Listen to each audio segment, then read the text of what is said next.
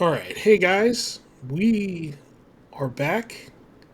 It's been an interesting week, but we're fired up. We're ready to get this episode going. So, we got a lot of topics to talk about.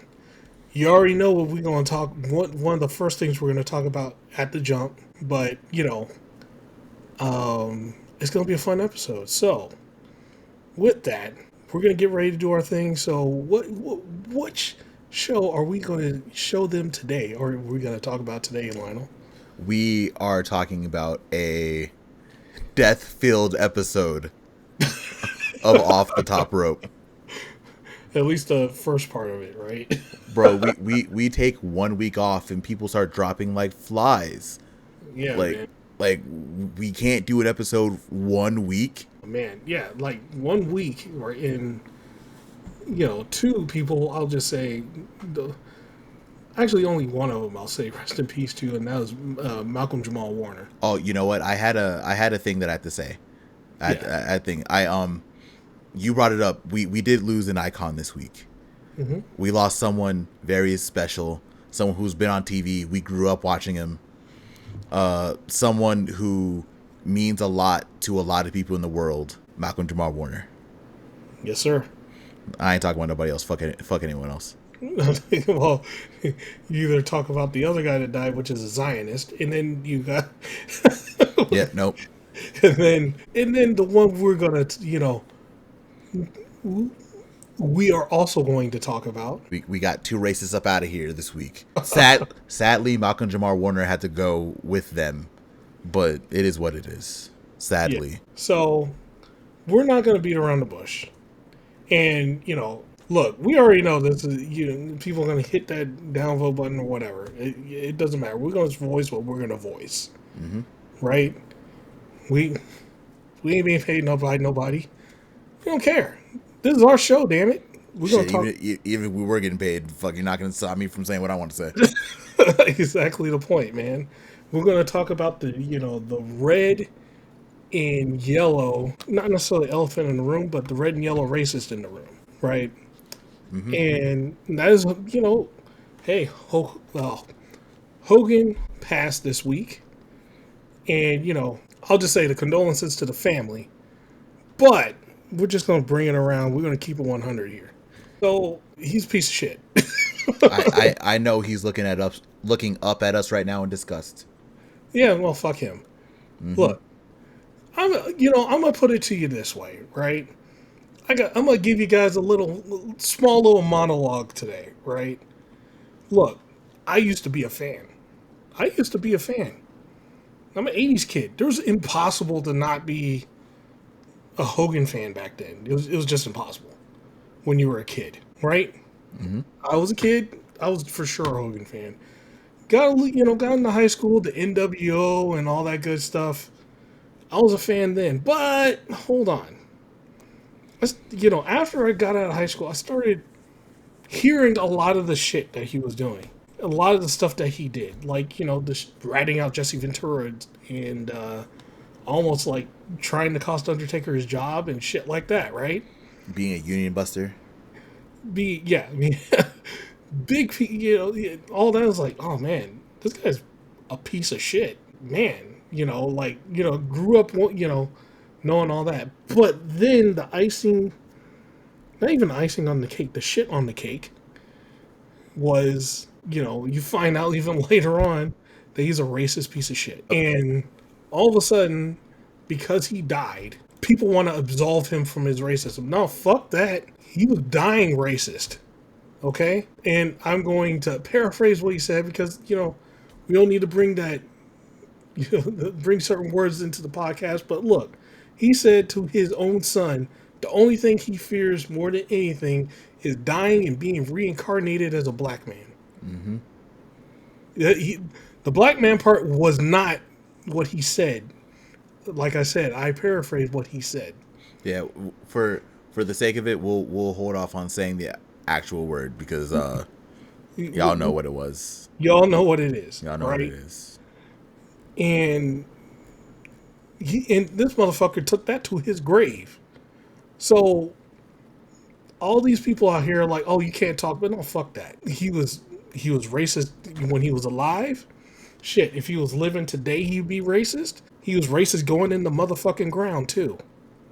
He was racist in his final seconds. That does not absolve his ass from saying what I want to say about this motherfucker. And I'm gonna keep it. Yeah, I'm gonna keep it like that.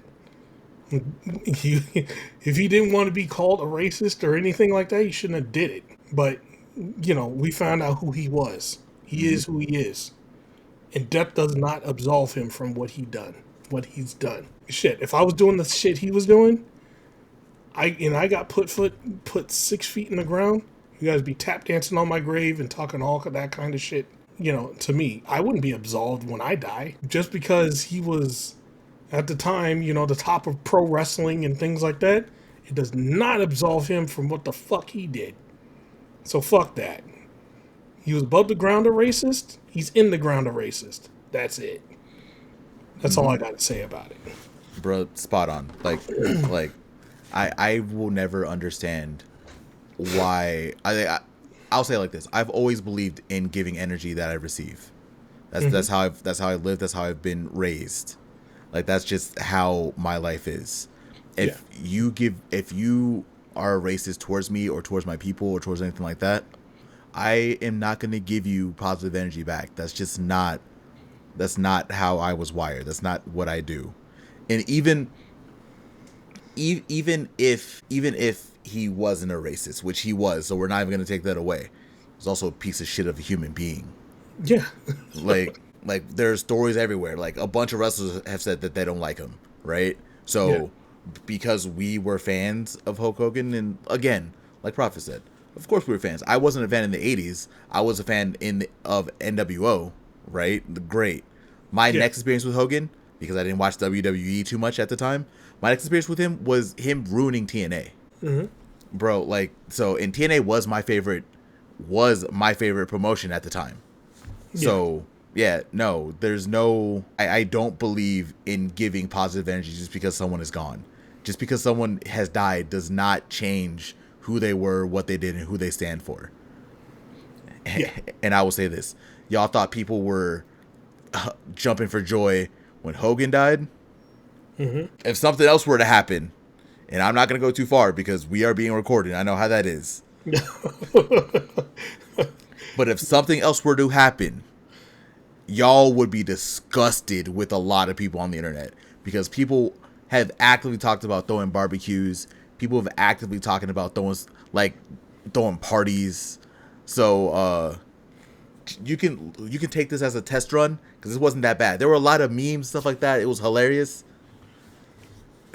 This ain't the end of it. If this is hurting you, y'all are really gonna hate some other things that could happen in this realm of death. So, Yeah, man. Like, hey, just I couldn't agree more.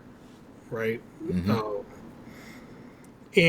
that's, and you know what, Lionel? Instead of taking up more of the podcast talking about this sorry piece of fucking trash, let's get to some of the other stuff. I got one more thing, because we haven't actually said it. Oh, say it. Go ahead. Fuck Hulk Hogan. Yeah, fuck him. There we go. That's it. And if Sheik was here, he would say the same thing. So, just saying, all those people that didn't like him for a reason. Exactly. But I'm with you. We can move on, because the last thing I want to talk about for a long time is a racist. Fuck him. Yeah, no, fuck him. But you know what, man? I want to talk about something. I even talked to you about it earlier in when we were pre-gaming. But this should be interesting. Okay. The G1. Oh God. So I'm still going through it. I watched night one. I enjoyed night one, but there was it felt like there were some interesting gambles there. Yeah. Like, I didn't expect Shingo to lose. So a lot of the G1. Also, you know what? I'm going to be very, very honest. I've also only watched night one. I'm behind. Yeah. That should tell you. Look, that kind of shows you how I feel about this G1 a little bit, to be honest. I'm not gonna lie. the G1 night one is usually a really good night for like big matches and big upsets, right? Like Mm-hmm. I'm not gonna put a percentage on it, but there are more times than not a winner of the G1 has lost night one. Right, right. More times than not. Like I'm not saying that that's 100%, right? That's not how this works, but you can definitely see there are potentials like Shingo. I don't think Shingo's won the G1. He definitely lost. Yeah. There were a couple of like big losses, right? Mm-hmm. Taichi, who has been showing out so far, he lost against Tana in the main event. Although I can't help but to think that Tanahashi versus Goto match would have been immaculate. Goto, get well soon, bro. Yeah, man.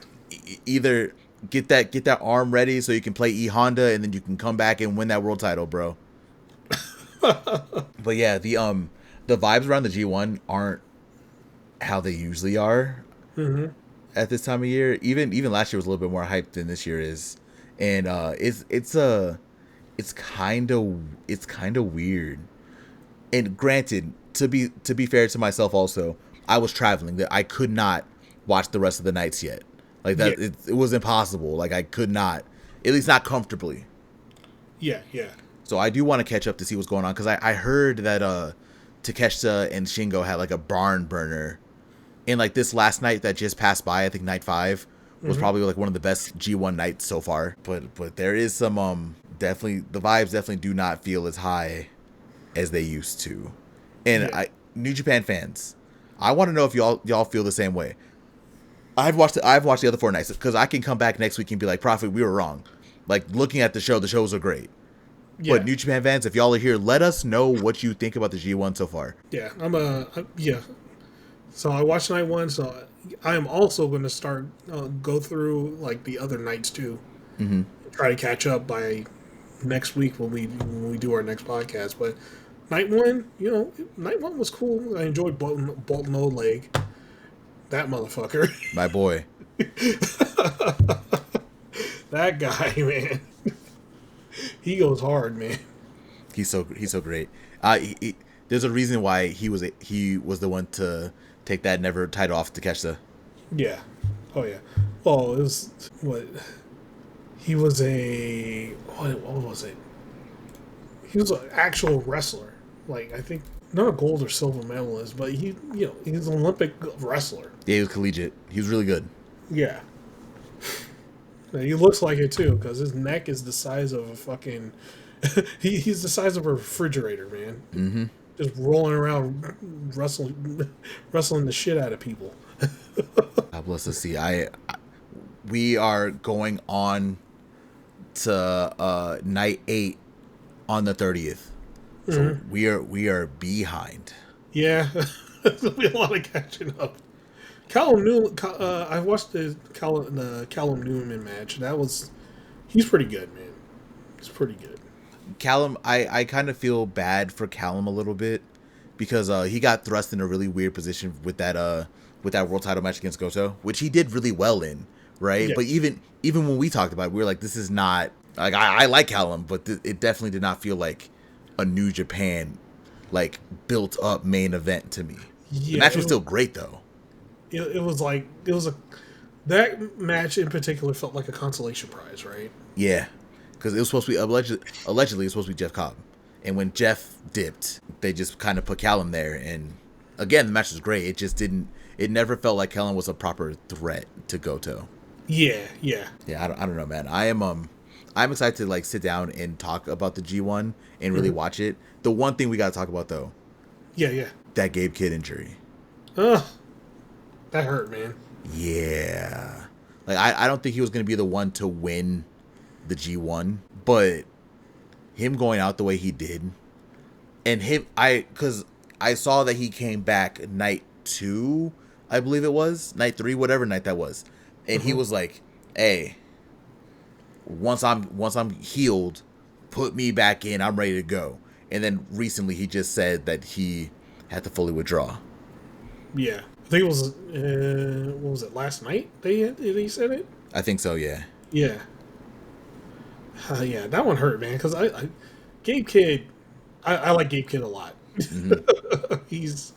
he you know, the dude's crazy, but he can wrestle his ass off, man. I know there are a lot of fans right now that are not big fans of Gabe Kidd for Uh-huh. whatever reason. Like it is what it is. I know there are a subset of hardcore fans, of hardcore New Japan fans, that are just kind of upset whenever anyone transition, or not, I'm not gonna say transitions, anyone kind of like shows up on AEW TV, even for like anything.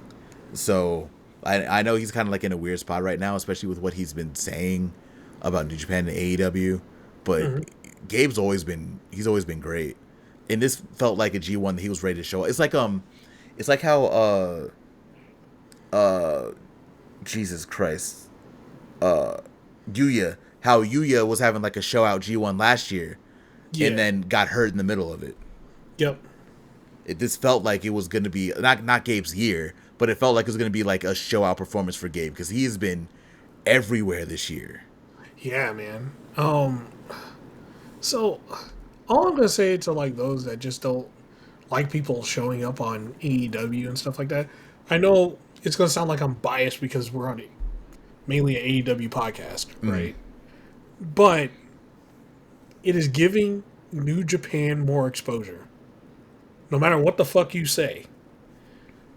If your wrestlers are known on American TV, that spreads your range Mm-hmm. even farther. So it's going to get them interested in starting to watch New Japan, which there's a lot of people that are like now that are like, oh, this wrestler's cool. I'm gonna go back and try to watch some of their matches. It just recently happened with I'm not talking about the men's right now, but it just recently happened with Tekla, right? Mm-hmm. Tekla showed up, and everybody's like, oh, she's fucking awesome. And then they start watching all of her matches, right? In Mm-hmm. her previous company, And Stardom, yeah. in Stardom. So, um, the same goes for like New Japan guys. I know some people see Big Tom out there doing his thing, and they're like, "Oh, he's from New Japan. Let me watch. Let me watch some Tomohiro Ishii matches." Mm-hmm. As you all should, Hell yeah.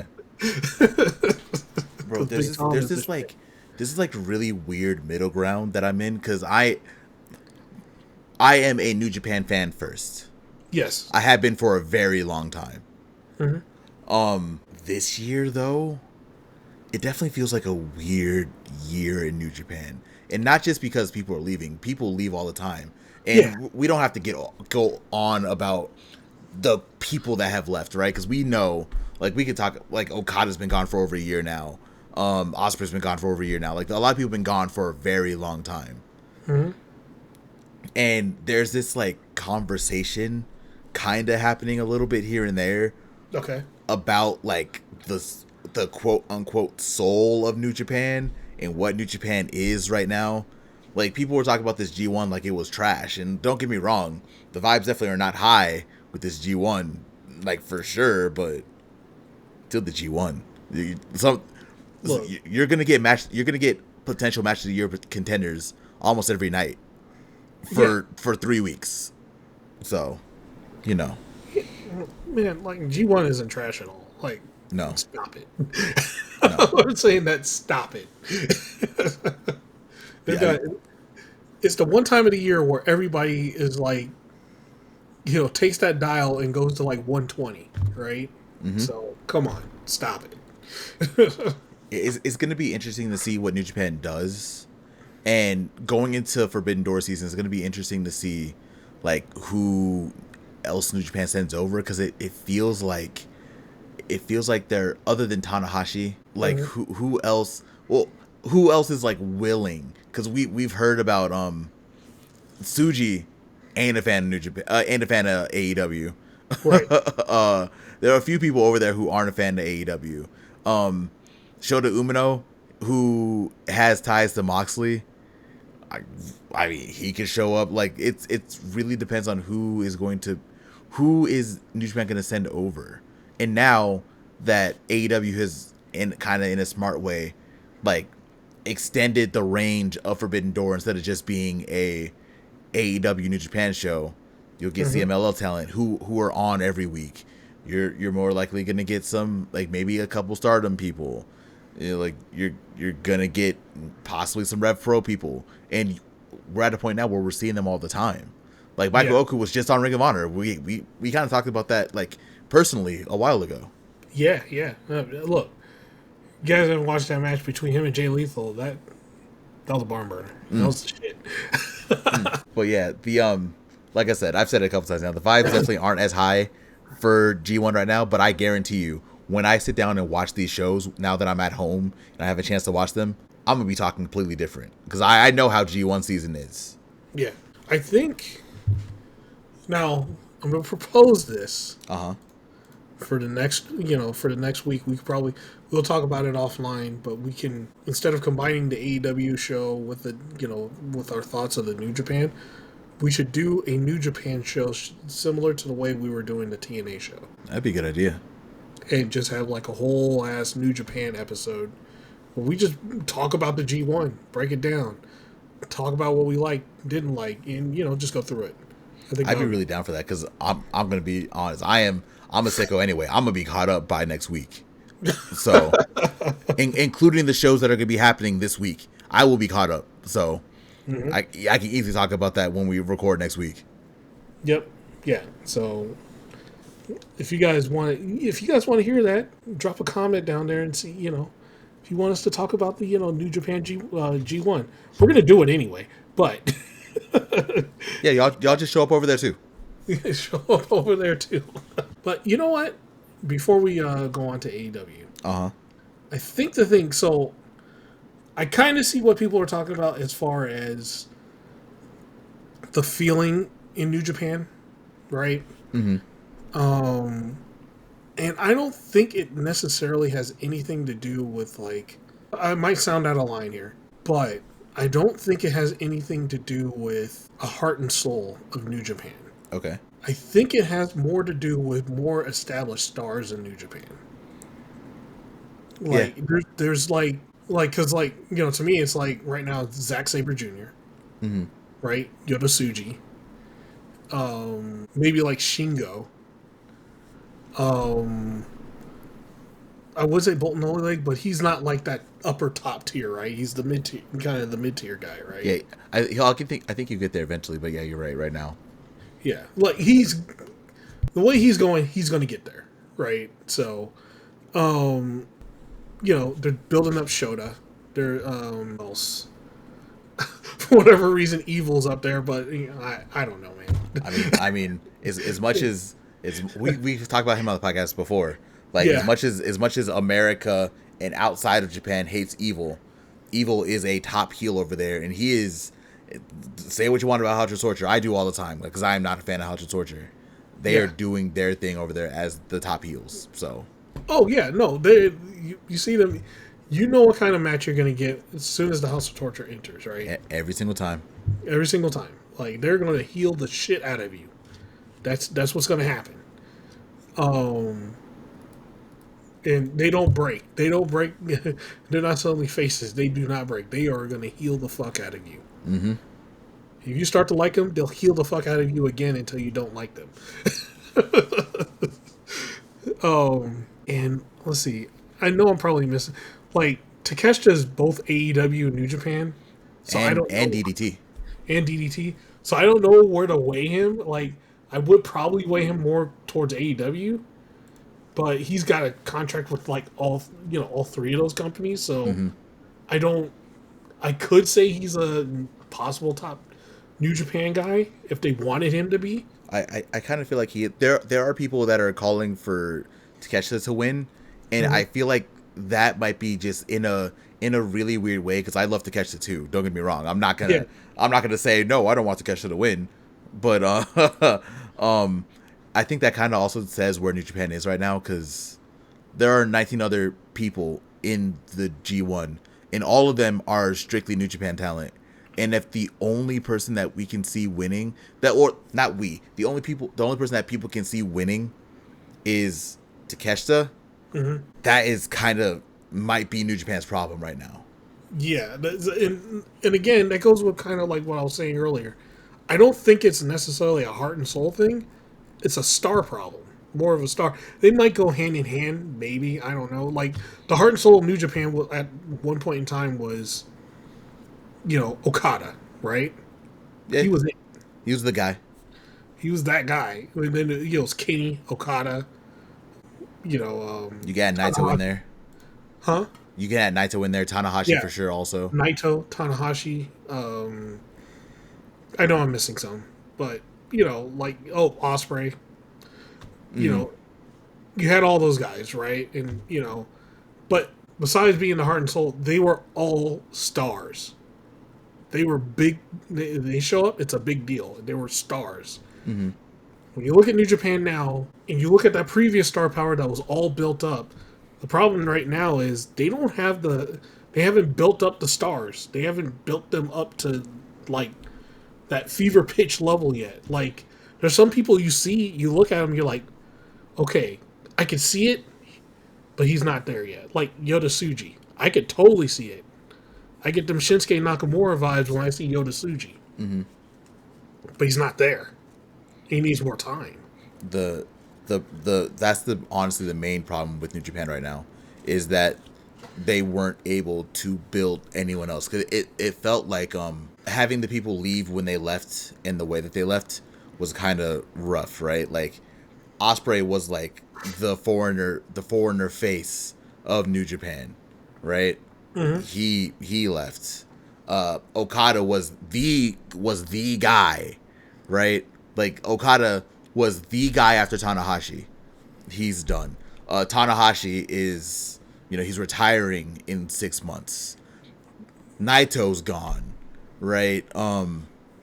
There are a lot of the people who were names of New Japan, like the people that you got really excited to watch New Japan for as a casual fan, are either not in New Japan anymore or wrapping up their time in New Japan. Yeah.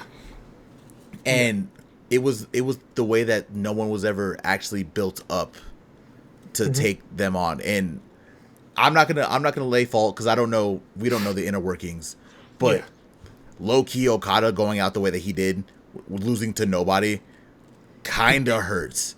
Yeah. It's to the point where even we still have Tsuji actively calling out. Well, not actively. Tsuji calling out Okada still for matches. And it's like Okada's not even the same guy he was in New Japan anymore.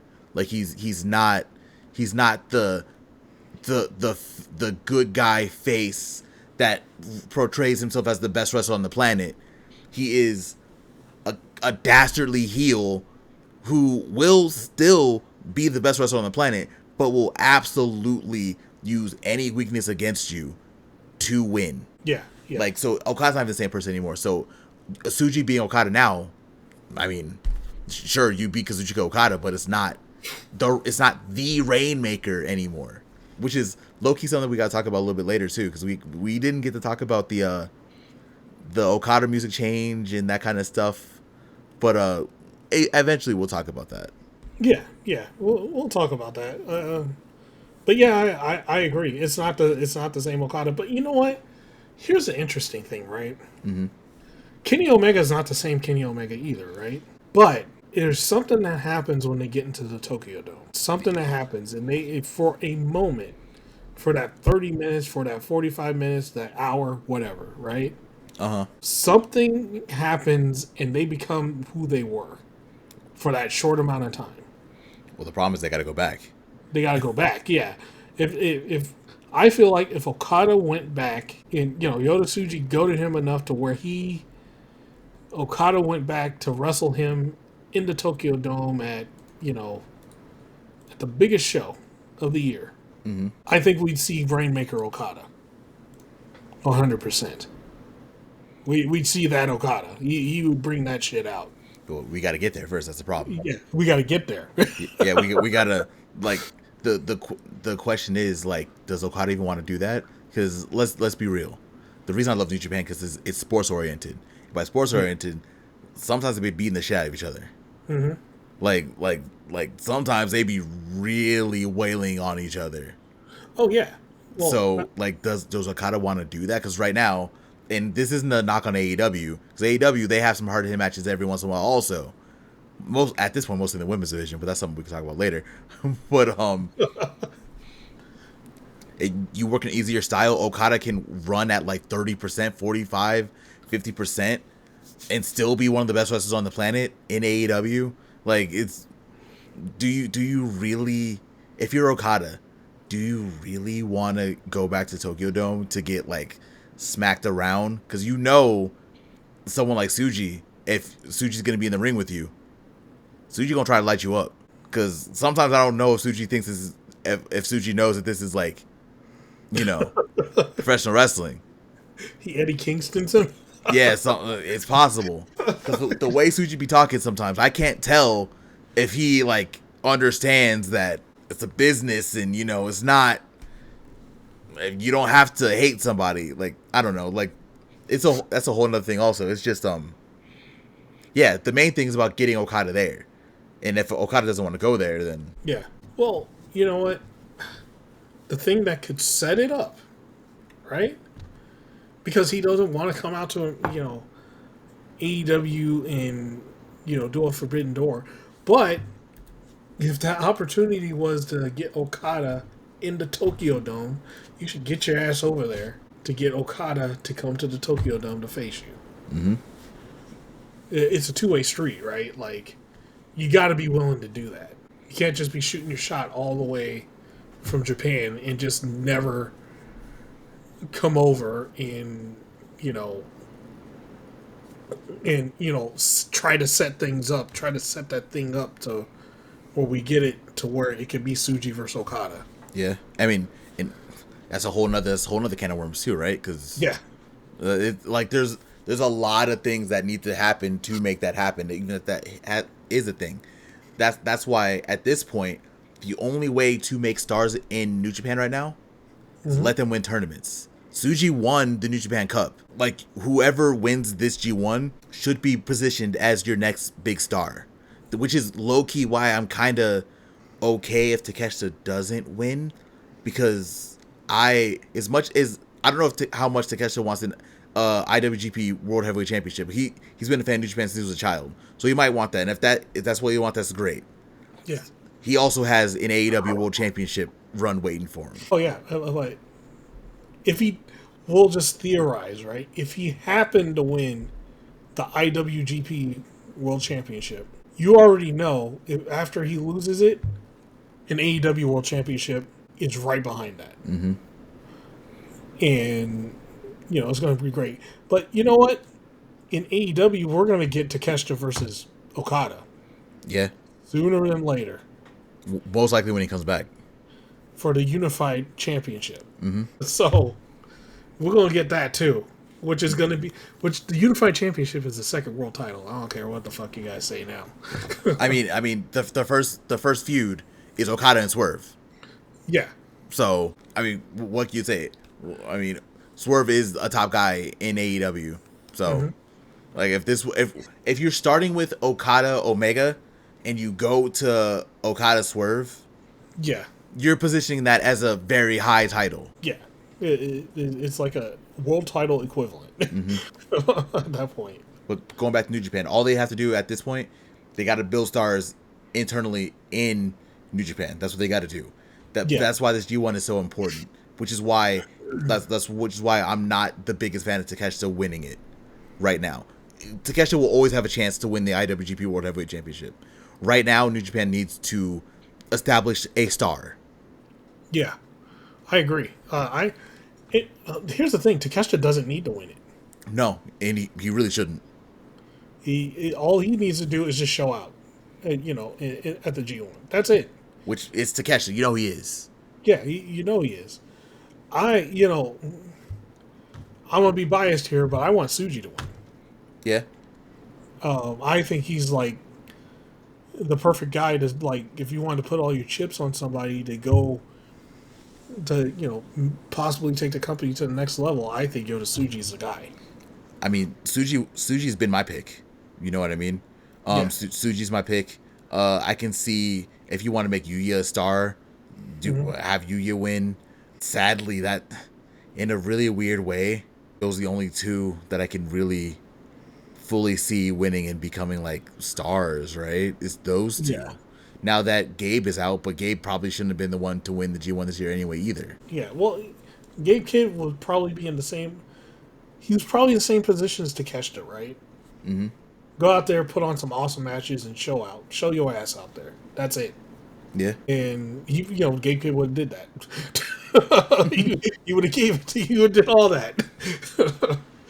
um, yeah, it's unfortunate. Like someone like give somebody like Shota Umino like a. He doesn't have to win it, but just give him a good run, like where he's just almost seems, at a certain point, almost seems unstoppable, and then he gets taken out. I still need. I know a lot of people are gonna hear what I'm about to say and they'll be like, "Oh, you don't watch New Japan," but that's not true. I think Shota still needs to find himself because right now he is coming out now with the jacket. Right, he initially came back as like I'm hard now. I'm not here for the jokey jokes, and then had that match with Phantasmo. And don't get me wrong, the match was all right, but I mean that's how you come out for your first G1. Apparently Shota came out really serious in another match against in the G1. So I'm not going to talk about it crazy, but that first match with Phantasmo was not it. Yeah, it was probably if you're gonna look at it, it was probably like one of the worst matches to prove that you're just a hard ass now, right? Unless he just came out and just completely beat the shit out of El Phantasmo. Which he did not. There was a like Phantasmo's doing like the storyline right now with Shota where he's trying to like soften him up again, like make him smile again. I'm like, bro, that's not the last thing Shota really needed, right? Like Shota was very interesting when he came back with his head shaved and he didn't want to talk to anybody. He was just out there beating people's asses. And then that immediately went away. So like it's just yeah, to me, Shota still needs to like find himself. Yeah, I agree. It's just, man, Yuya though, that hurts me. There are a lot of people who get Yuya a lot more than I do. Like I'm still not like the biggest fan of Yuya, but I can see the vision.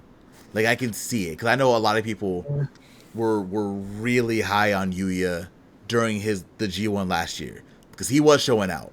He was looking like a star last year until he got hurt. Mm-hmm. But yeah, I think I'm with you. I don't want to speak for you, but I think I need more from Yuya also.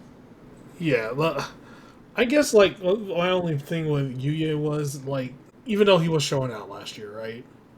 I got that image burnt into my head of him tagging with Joe Hendry. Oh, that's still the TNA still stuck? Yeah, no. The TNA part is still stuck, and I'm like, it's hard to separate him from that because he was Joe Hendry's goon, right? Like that's it.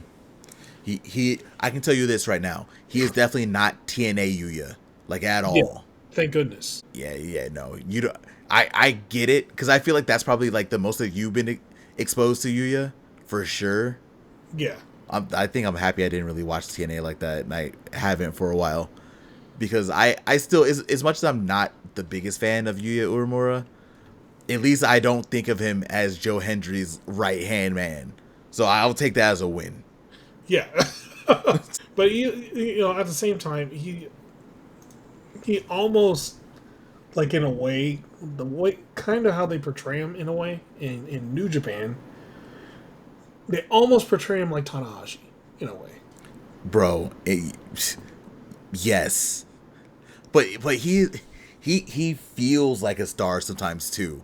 And he the way he wrestles also, like you don't really get to see that in New Japan too much. He's a fundamentals expert, bro. Like the way he suplexes, the way he throws arm drags, like it's very basic, but it feels like he's done those reps a million times to make it as perfect as it is, and it works. Yeah, no, and you said sometimes he feels like a star.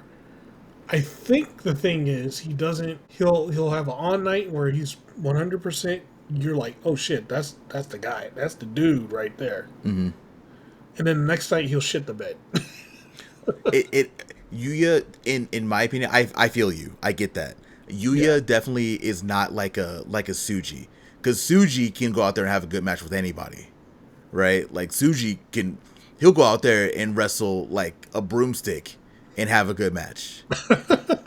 Yuya definitely needs like a good dance partner to really like show you how good he is. Yeah, But that's why the G1 last year was so interesting, because like his G1 last year was all hits, bro, all hits. So it's there. It's just he definitely needs a proper dance partner to show how good he is. Yeah, it's consistency. That's what it is. Yeah. He's not. He's too. He's either on, and when he's on, right? Mm-hmm. Or he's just off. Yeah, I get that. But yeah, it's gonna be interesting to see who wins the G1 this year. I can't wait to catch up. Like I said, I'm pretty sure I'm gonna catch up, and I'm gonna be like, I don't know what the fuck I was talking about last week. I was completely wrong. This is great. So I mean, we'll see.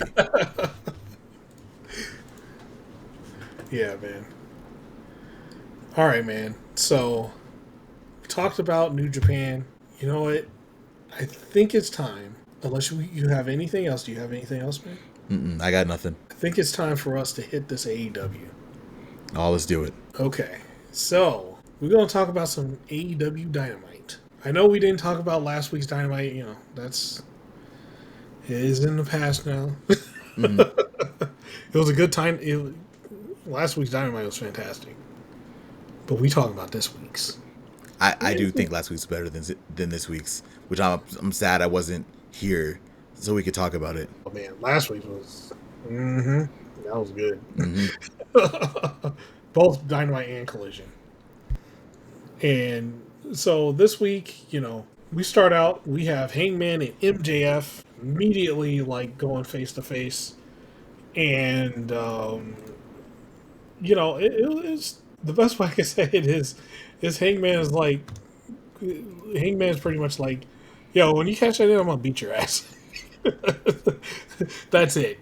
He's like, I'm gonna beat your ass and I'm still gonna win. It pretty much the Hurt Syndicate ain't gonna have nothing to do with with you winning. Well. Kind of foreshadowing in a way. And also Hangman calls him a coward, man. He's like, hey, you can cash in at any time, but you're still a bitch. That's pretty much. Yeah, it's MJF. It's MJF, right? So, right after that, it was. Oh, before I go into that, what did you think, man? What did you think about the whole first segment? I thought it was all right. Hangman's doing what Hangman should do. Like, hey, you're a coward. Cool, whatever. You're not going to go me into a match. Like, you either sign the contract or you earn it. Like an adult. Yeah. And then MJF proceeded to show why he is not an adult the rest of the night. Oh man, yeah. When we get to that, it's going to be it was one of the best parts of the show. Later on, we'll talk about it. And let's see. So, right after that, Hangman goes out. It's Hangman versus Wheeler Yuta. Yuta got his ass kicked, man. And guess who didn't help him? The Depth Riders. There was no Depth Riders around. As per usual, when Wheeler Yuta's out there, Depth Riders are nowhere to be seen.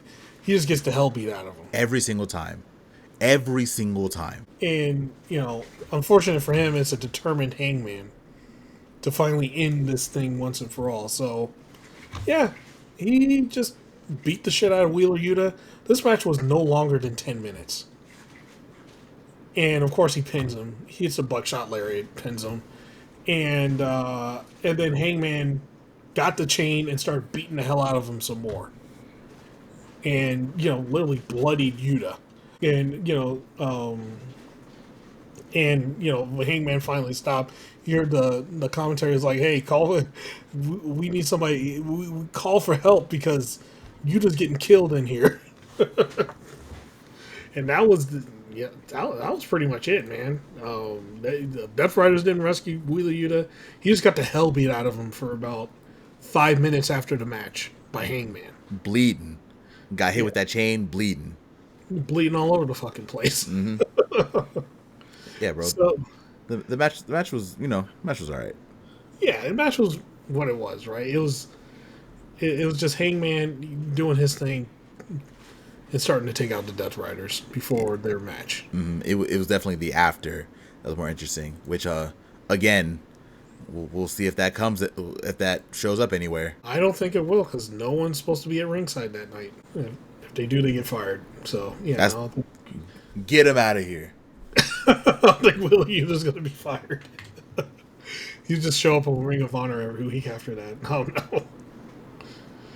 no. So, like, right after this, we had the Billie Starks, Athena, Billie Starks, talking about what they're going to do to Toni Storm. And it was pretty much Athena telling Billie Starks, hey, you don't have to win this. Just weaken her up. Just beat her up and weaken her so that so that I can cash in and take the title. Athena don't want Billie to get that title shot. No. Because Billie did say, okay, I have a chance to get the title shot. She was like, minion. And no. And she's like, nope. Do not beat her, actually. Do not beat her. Just,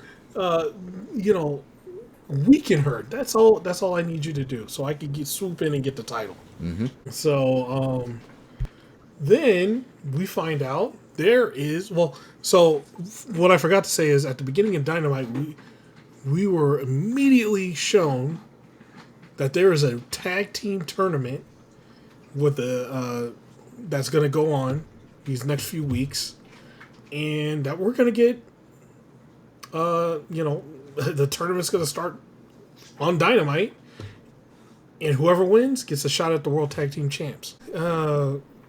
We see them a little bit earlier than we thought we would.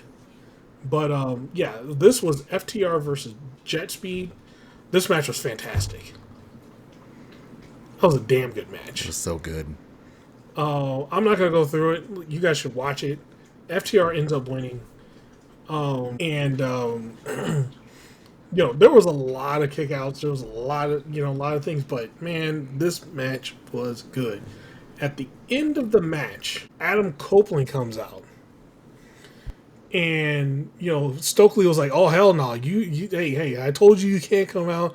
If you get involved, if you touch FTR, get anywhere near them, you'll be arrested and all this stuff. And Adam Copeland's like, hey, I'm not going to touch him. I'm not going to do anything. But I got a couple of guys that will.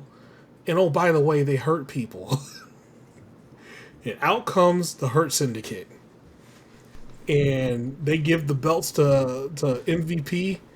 And they rush the ring and start beating the shit out of FTR. Very interesting. Yeah, it's very interesting. They're kind of continuing off of the, what was it? The triple threat tag match from, I think it was last week. Mm-hmm. No. It was at all in. It definitely it definitely felt like they were moving towards FTR versus the Syndicate, and this was for AEW. This was a very interesting way to get them to interact even before the tag title tournament happens. Yeah. Also, it was very cool to see the Syndicate being used as like hired guns. Oh, I love it. Look, if that's what they're going to be doing, because MJF doesn't fit. Well, we'll talk about that in a little bit, but that's what they do. They're like, hey, we're in the business of hurting people. They've been literally telling us what they are, who they are, and what they do. And pretty much, if you pay them, they'll fuck somebody up for you. Oh yeah. And look, man, like every time, like this is one of those things. Like the one thing I want to talk about is when the Hurt Syndicate shows up, you have that, oh shit's going down. right? Kind of like how back in the day, in WWE, when you heard Mark Henry's music after he was world champ, right? When you heard somebody's going to you heard that 3-6 Mafia start playing, you're like, oh fuck, somebody's going down. Somebody's going to die. He's coming to the ring to kill somebody. And that's the same oh shit thing that you get when the Hurt Syndicate comes out. That music plays and they pop out. They're like, uh oh, this ain't gonna end well for somebody. It was FTR. It was FTR. And people were saying that the Syndicate, like, they don't work. And guess what? They were built to be monsters. So now every time you hear their music, like Proffitt said, you have that feeling of, oh shit, something's about to happen. Yeah. Welcome to building characters and wrestling, people. Oh, this is character building 101. Yep. And then, that's one of those things some of these people have been talking about, this past week of, about the Hurt Syndicate and stuff like that. It's like, shut up. You doesn't know what the hell you're talking about. You really don't. Like, what do you want them to do? You want them to lose everybody every week? Congratulations. Y'all weren't y'all the same people getting mad at certain other people for losing matches pretty quickly after their debut? But we'll talk about those people a little bit later. Yeah.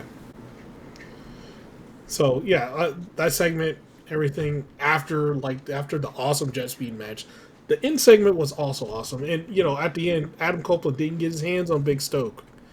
Stokely threw a ref in the way. I think it was a ref or a security guard. He threw in the way, and Cope, he speared him. That poor guy, he's dead now. Cut him clean in half. And Stokely limped away. He was crawling out, man. So, yeah, that was both of those segments were. I think those segments were awesome. Oh no, they were super great.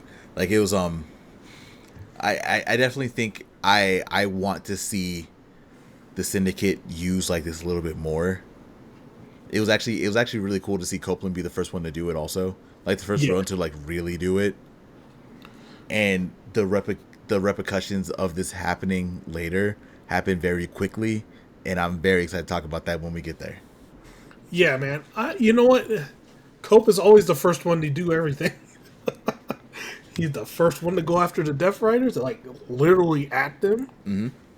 And he's the first one to properly use the Hurt Syndicate. I will die on the hill that if that Revolution match did not happen the way it did, people would say that Copeland was the one who got the Death Riders back on track and not Swerve.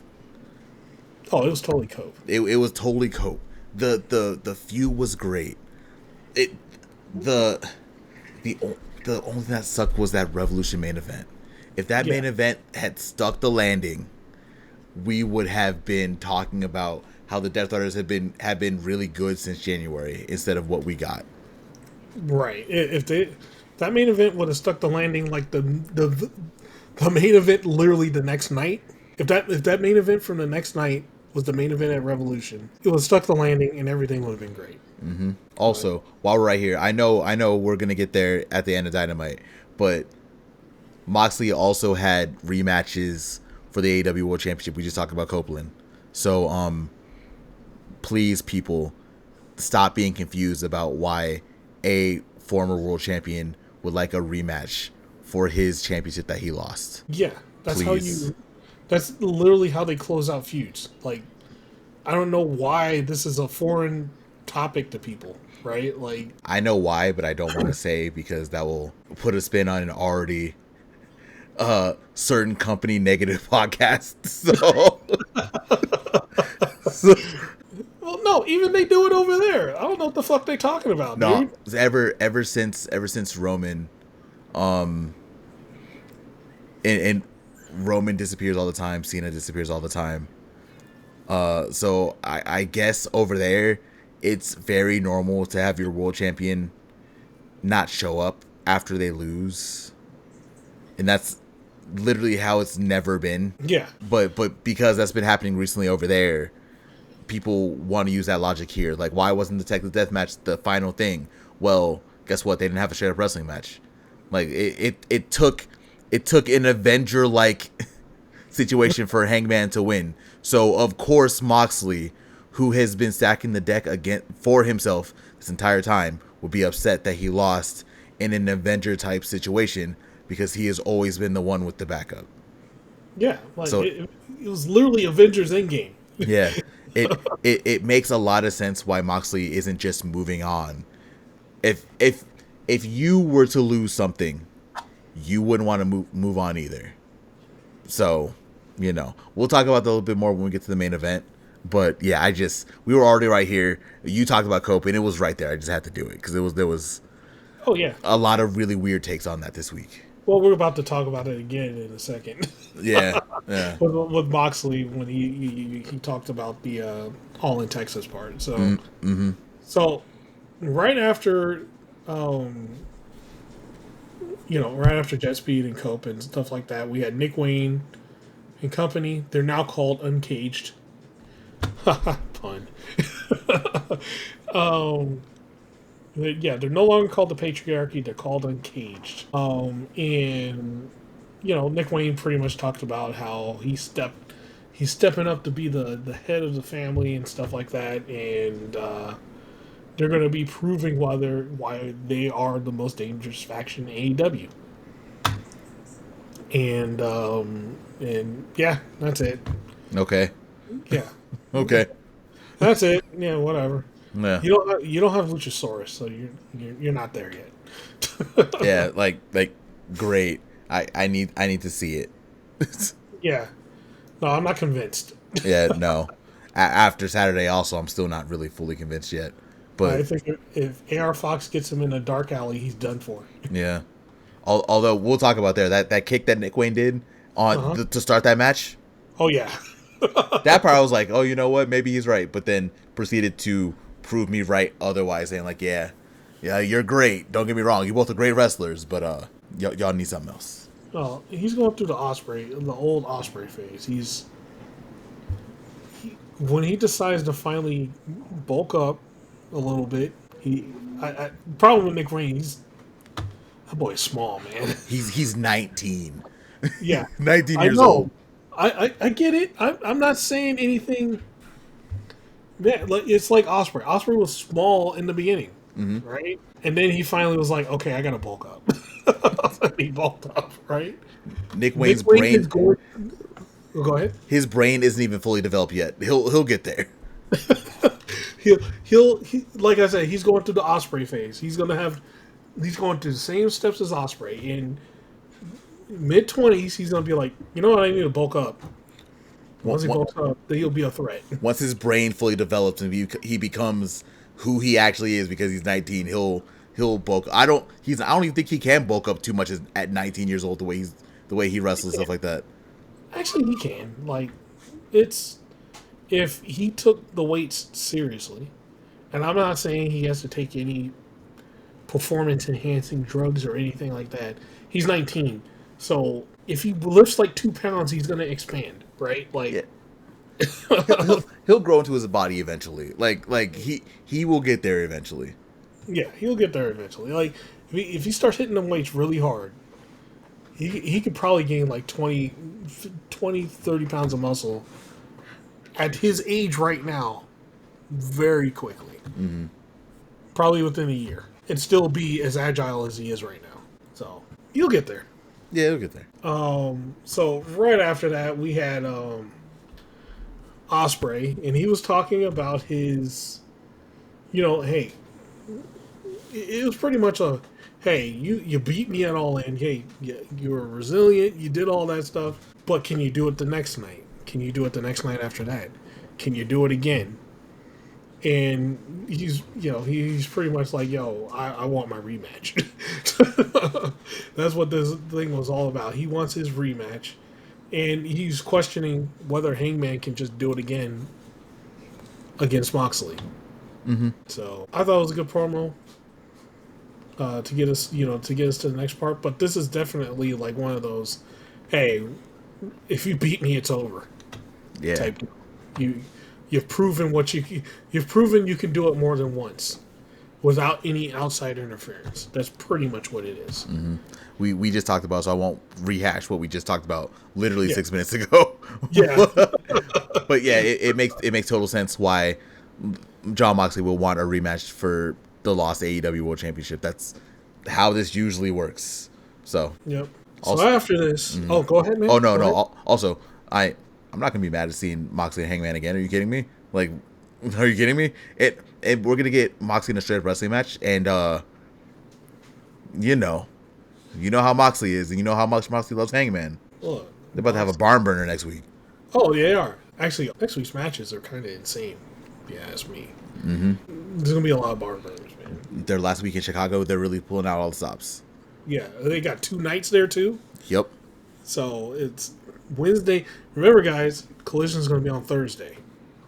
Mm-hmm. This coming week, so. Where we're going to get a new TNT champ, but we'll talk about that later. Yeah, yeah, more than likely, yeah. Dustin hurting, man. God, we'll talk about him. Yeah. Let's see. So, next up is probably like, possible the only downer of the night. Is nothing. It's not a bad wrestling match or anything like that. Will Ospreay comes out. He flew to pretty much talk about he is in he talked about an injury he's always had. We've known he's had neck issues, but he hasn't told anybody about how bad the neck issues are. Right. So when his neck issues, it's the C2 and C6. He has 2 herniated discs in his spinal cord. Doesn't sound like he's going to need surgery or anything like that. Or he might say he needs surgery, but he's hoping it's going to recover very quickly to get back to back in by Forbidden Door. Yeah, he was saying that, like, doctors were saying that he would with the right regimen, he'd be able to be back. And yeah, I don't think any surgery. I think he's good without surgery. So here's my thing. Ospreay, take as much time as you need, dude. Like, I know you want to get back out there and get that crowd. You could just show up and not do anything, during a match and be loved. But get back, just rehab, get 100%, not 50%, 100%. The ring will be there, and nobody's gonna forget Will Ospreay. So come on, just do. We don't want you hurt again. We don't want it to be worse. We don't want a situation to where you're gonna be like, hey, I have to retire, or anything like that. Just get better and get well. Injuries like that ain't shit to play with, man. So please get out there and just recover. Get and do what you got to do. Yeah, bro, I fully agree. I know. People were saying, like, well, not people were saying, like, it feels like Forbidden Door was kind of written around him. He's literally the only one on the poster and all that kind of stuff. Mm-hmm. But if he had to miss Forbidden Door, I would not be mad. I'm with you. I definitely would prefer Ospreay to be able to come back as close to 100% as possible. I know it's not possible for wrestlers, right? There's a bump card, right? You're not going to be able to always be at 100%. Yeah. But yeah, if you had to miss Forbidden Door, I would rather you miss Forbidden Door to be healthy, to give us a long championship run when you get it potentially next year. Yeah. We don't want the burst. We want you in the ring and everything for a long term. We want you to retire older, right? We don't want you retiring young, man. That sucks. We actually talked about it on, I think, the last podcast, where Kenny was talking about quotes about like what did he say? He said like a lot of our guys are like going like really hard all the time, and I'm butchering the quote badly, but he was like, well, what's gonna happen when you're champion? We want you to be champion for a long time.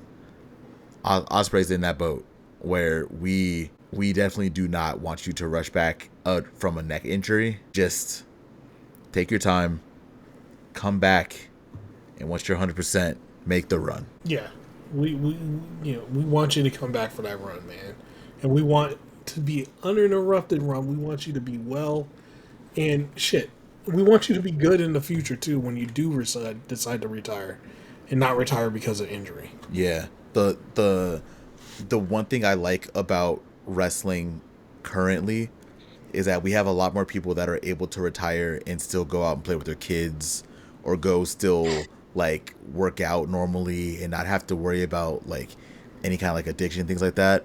Yeah. We've gotten in a really good place with the wrestling over the last like 10 years with that. I don't want us to go back to a situation where wrestlers retire and they're basically crippled. They can't move, they can't do anything. It's just not, it's not a world I want to live in. So please take your time to get better.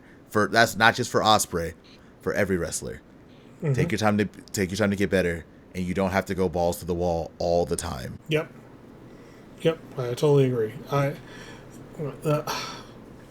Who else said something very, very similar? I think it was the same episode Stevie Richards was talking about Kenny Omega. Mm-hmm. He said pretty much the same thing. Like, you don't have to go a million miles an hour, because, eventually that shit catches up to you. Yeah, I think he specifically said about Ospreay, like, Ospreay can wrestle at like 30% and still be one of the best wrestlers on the planet, something like that. No, he said it about Kenny. Oh, he said that about Kenny, yeah. Yeah, you're right. He's like, hey, Kenny Omega, you could slow down, you could be... You could slow down to 30% and no one would notice. He would still be one of the best wrestlers in the world. The only two people that we actually notice with is with Okada. But again, Okada was on such a high level. Like, it is very easy to see when things are different with him. But he's still, like, we're giving him Tagoro meters, like, how he's doing. So, he's doing all right. And, yeah, look, if you know anything about Tagoro, his 30% wrecked everybody. So God. It scared Yusuke half to death. Yusuke shit himself, okay? Literally. Him and the whole crew were like, yo, what the fuck is this? That was 30%. So just think about that on that scale. Mm-hmm. All right, man. Let's get to this next part, which I think is pretty interesting. So we have a promo from Willow. She's backstage with Renee, and she was upset about losing the 100K match, but she was like, "Hey, I pretty much had Tekla pinned," and she was pretty much saying she was done with the Death Briders and Kris Statlander and stuff like that, and she was talking about Bill, feeling the sense of feeling renewed, right? So the person she's challenging and she's calling out now is Tekla, and she called her Big Tex. She asked her if her spider senses were tingling, because she's coming after her. She's like, hey, if they're tingling, that's me. You're going to find me in the ring. You can find me in the ring. And all I'm going to say is yes. And yes, I need both of them wrestling like yesterday. Yeah, every week for the next 6 weeks, please and thank you. I need it now. Let's go. I think at this point that we've kind of already we haven't talked about it, but at this point Tekla also has backup now, so it's going to be interesting to see what Willow does, because there is one person already who is kind of on the bad side of Tekla, but Queen Aminata, but they need one more, so we'll talk about that at some point, because I think it's probably the most obvious thing, but it feels like at some point we're gonna get the reunion of Willow and Stat, and the Willow, Stat, and Queen Aminata are gonna go at the new trio that we have in the women's division. Yeah, possibly. Or like the reunion is basically the enemy of my enemy. Yeah, something. Yeah. Because no, we'll talk about that on Collision. Never mind. We can keep going. Yeah. We'll talk about on Collision, because Statlander was almost sounding like she was talking crazy. Oh yeah. So right after this, probably like one of the second best moment of the night. Well, one of the best moments of the night. We are backstage with Renee, and she's talking to the Hurt Syndicate, and she was like, "Hey, can you explain this relationship between you and Cope?" And right before they could say anything, MJF stormed in and started talking all kinds of shit. You talking crazy. You talking out of his head. And he was like, oh yeah, I have that same question. He's like, we're just the boys now with Cope. He's talking about how it took him months to get into the crew, and asked him where the hell they were with Hangman when he was face to face with Hangman. And he's like, yeah, I could have used you then. And then he was like, pointing to his casino gauntlet thing. And he's like, does this mean anything to you? All of a sudden, like, as he was talking, the idiot did not realize what was going on right near him. Lashley was handing MVP his belt. And MVP and Shelton Benjamin backed up. And Lashley picked his ass up and slammed him against the lockers. And he was like, hey. Well, actually, before that, Shelton Benjamin told Renee, he's like, hey, can we have a moment? Can we have some room, please? And then Lashley picked him up and slammed him against the lockers.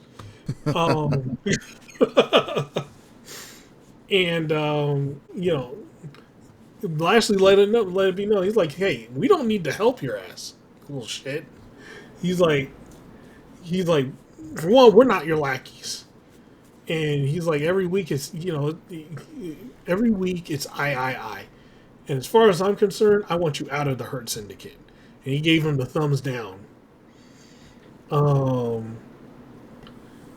And Shelton Benjamin was shaking his head. And he was like, he looking at him angrily and shaking his head like, bro, you fucked up. And MVP was like, nah, this ain't it. And they all walked away. And MJF was by himself and is out of the it looks like he's out of the syndicate now. All right, man. I know you've been waiting for this moment. What'd you think, man? Bro, you are 100% right. I've been waiting for this moment since MJF and the syndicate were even in each other's orbits. Mm-hmm. This was done very well. Also, I want to talk about how MJF was so self-centered that he did not notice any of the signs at all. No. Listen, I'm not saying I'm some kind of like crazy whatever, right?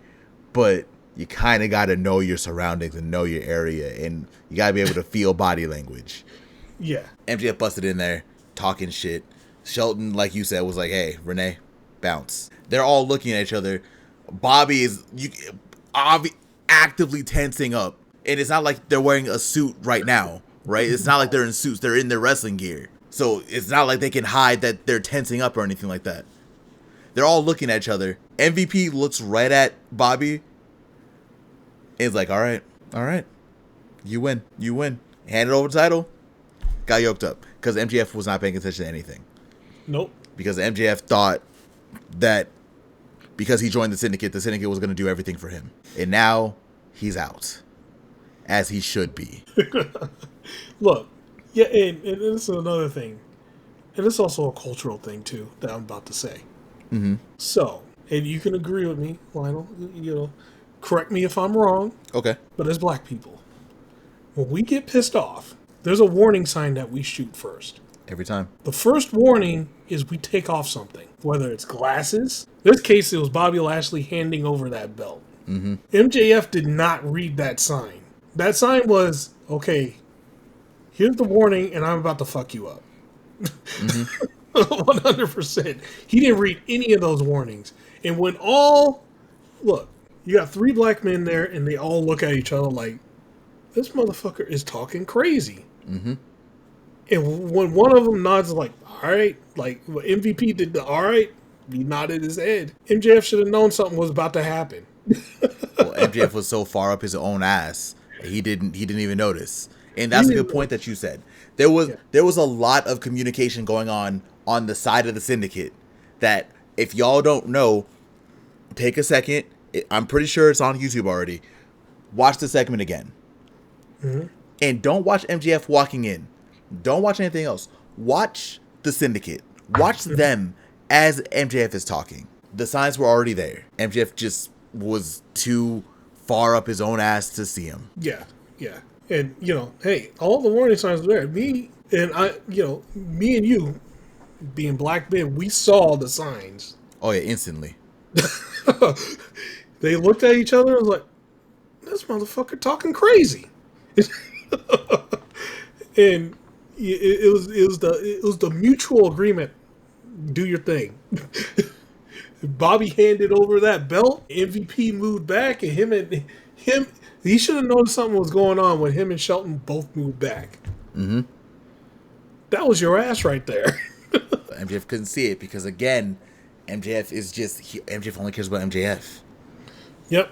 Like, the only reason he joined the Syndicate, which they talked about before, like, MJF had talked about this before with Hangman, funny enough, that the only reason he joined the Syndicate is because he wanted to use the Syndicate to get back the World Championship. And the Syndicate ain't the people to play with. Nope. He's lucky he got out with just Bobby Lashley yoking him up. Mm-hmm. But yeah, it's very, I'm so happy about it. It's very interesting. I would be very okay if this is just where it ends and they just go their separate ways. I'd be very happy with that. But I'm going to assume that we're going to get like some kind of something between MJF, the Syndicate, and potentially FTR. Mm-hmm. But we'll see as we get closer to Forbidden Door. Well, MJF and FTR were a group. They were before. At one point in time. So I can see MJF, if it goes to FTR versus the Syndicate, I could see MJF fucking over the Syndicate somehow and getting FTR to win. See, but the funny thing is FTR recently, in character, talked about how they regretted working with MJF. They were on commentary when it happened. Yeah. So we'll see exactly where they go. But yeah, there's a potential where MJF does some dumb shit and he will die. Oh yeah, no, if he does it, the Syndicate is going to have a hit out for him, and he's done. A hit that they will execute themselves. But yeah, that's it. I'm very happy this is out. I'm kind of sad that we still have to talk about MJF after this, but it is what it is. So, right after this amazing segment, we got a great women's world title eliminator between Toni Storm and Billie Starkz. Again, Toni Storm ain't missing, and Billie Starkz, she's not missing either. No, not at all. It was the match was great. Of course, Toni Storm wins. She beats Billie Starkz. But the thing is, she made Billie Starkz tap out to the TCM chicken wing. Mm-hmm. But after the match, Billie Starkz took the title and hit Toni Storm upside the head with it. And then she threw Aubrey Edwards outside the ring. She just picked her up and tossed her outside the ring. I was like, that's the first time I've seen anybody lay hands on Aubrey. Evil. Yeah, she just picked her up and was like, get out. And her and Athena started beating the crap out of Toni Storm. Eventually, before any more damage could be done, Alex Windsor came to the ring and broke it up. And, probably pretty much hyping up the match between her and Athena on Collision. So, great match, great end segment, in my opinion. What do you think, man? Match was great. Toni is being done. One of my favorite parts that I'm gonna kind of talk about like really quickly was Taz was talking about how classy our AEW Women's World Champion was while she flashed the camera her butt in the cocktail dress that she was wearing to wrestle. Hilarious, but either way, we knew this match was gonna bang, right? Billie Starkz is fantastic. Toni Storm, I've already talked about it, is the most complete wrestler in wrestling right now. She can do everything at a very high level, potentially the highest level that anyone else is doing it. So we knew it was going to be great. And then Athena, Alex Windsor, Toni Storm, and Billie Starkz. are so interesting together. Like, this has been a very fun little, like, multi-way feud that we have going on. And it's so good. It's just so good.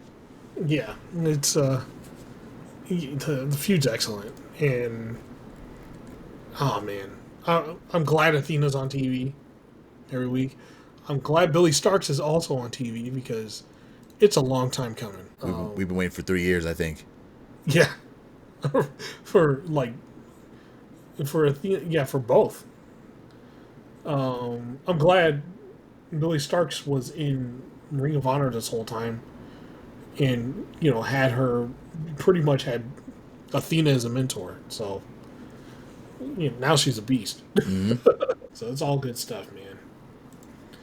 Right after this, we had Swerve versus Hechicero. What can I say, man? This match was a fun match, man. Hechicero, man, that motherfucker. He has like 1,000 ways to put you in a goddamn submission. 1,000 ways. Like, one of the things, like, he kicked Swerve up, and Swerve like flew in the air, and then he caught him and did a sleeper hold. He's been doing that a lot lately, and I think, like, no hyperbole, I think that's one of my favorite things I think I've ever seen in wrestling. It's so sick. It's so ridiculous, man. It's so good, and he doesn't just do that to small people. He does it like to everybody. Yeah, no. I think the first time I saw him do it was against Bandito. I think he's done it like matches. I'm pretty sure he's done it in matches before that. The first time I saw was Bandito, so I was like, oh, he could just do it to that. And then he was able to do it to Swerve. He did it to somebody else, and I was like, oh my god. Yeah, it looks ridiculous every time he does it, but it's awesome. It's so good. So Swerve, he won by DQ. And yeah, it was so Swerve wins by DQ. There was the Doghouse family, of course, jumped in. And then Okada appeared behind Swerve.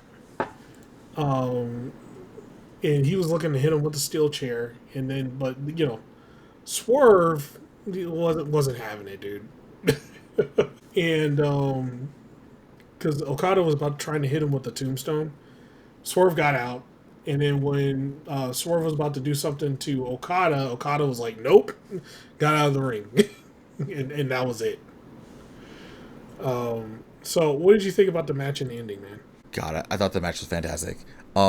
This is one of those situations like we got with Swerve and Okada from like a year ago that was like they need to just run this back. Yeah. Run it back. Mm-hmm.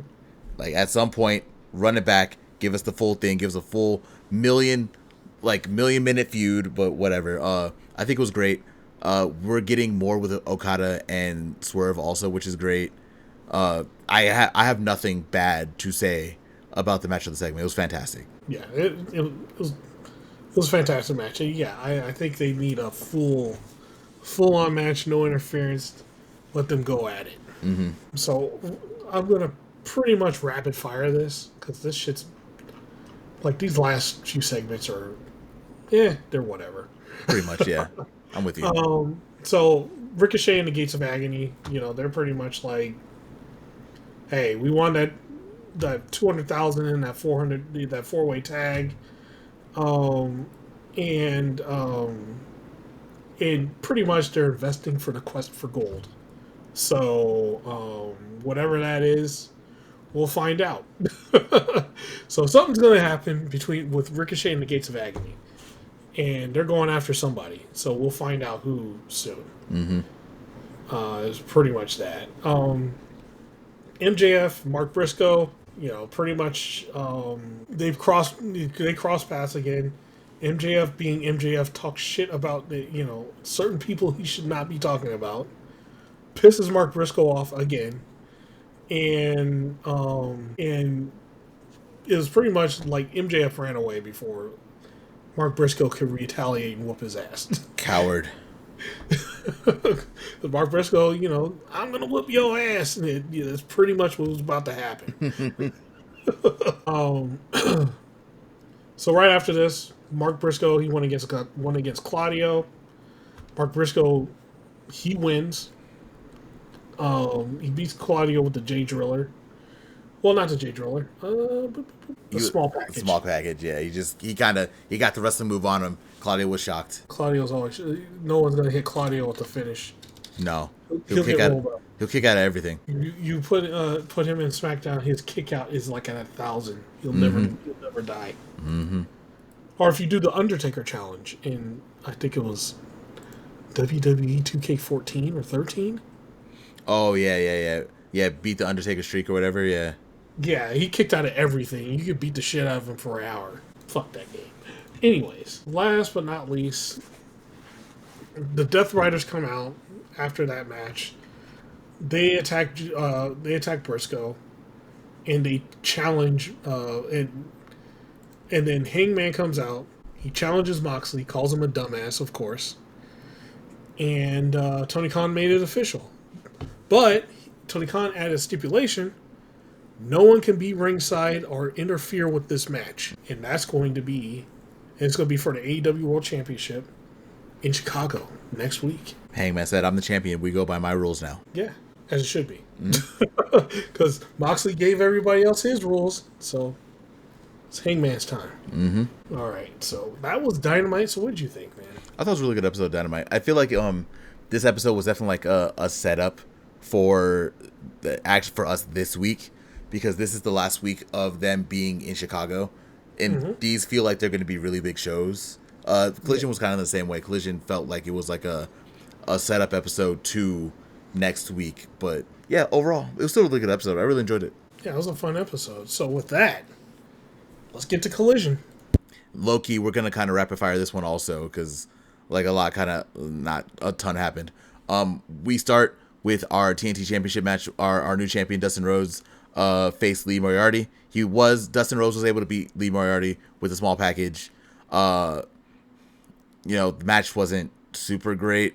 Probably talk about that a little bit more in a little bit, but yeah. After the match was over, we got Kyle Fletcher, and Kyle Fletcher and Don Callis said that, hey, I deserve my one-on-one TNT title shot. So what we're gonna do is we're gonna have a Chicago, or Dustin Rhodes accepted and said, hey, we're gonna have a Chicago street fight, and then continues to say, I am your Huckleberry, bitch. That is that. I'm gonna talk a little bit about the TNT Championship match a little bit real quick before I pass it over. This I was not a fan of this match. Dustin looks like he can barely move, bro. Like it does not. Dustin does not look great right now. We got the moment. I think the moment was fantastic. I think it was very needed after Adam Cole potentially retired. It might be out for a long time. We don't know. Who knows? But it was a great moment. But Dustin can't. He can barely move. So I don't know how this is gonna work. I don't know what's gonna happen with this. Hopefully with this match that we're getting this week, that Dustin's title reign is over, because that motherfucker can barely move. But Proffitt, what did you think about the match and the segment after? So the match. So I have a problem with the match. I think Lee Moriarty worked his ass off. Way harder than he had to. So I enjoyed the match, from that aspect. But yeah, it looks like after like All In and just like going full throttle, age caught up with him, and it's just he's gonna need a break, man, because like that 3 matches probably destroyed him. He's still recovering from that. Mm-hmm. That's why, like, he wasn't moving very well during the match. At least that's what I think. And next week, I don't see him in a Chicago street fight. It's a Chicago street fight, so that means you're gonna have to fight the whole Don Callis family. Ain't no damn way. You just got Sammy and the Von Erichs. Yeah, they ain't taking the Don Callis family. No. No. Oh, and his 2 sons too, but they're not. No, they're not. It ain't happening, bro. Yeah, no. I'm pretty sure I'm a little bit harsher on Dustin than anyone else, but I don't watch AEW for like mid-50s, early 60s champions that can barely move. That's not what we're here for. That's not what I'm here for. So if the moment was great, I think I said it during the thing. I'm already ready to move on, and this match proved it.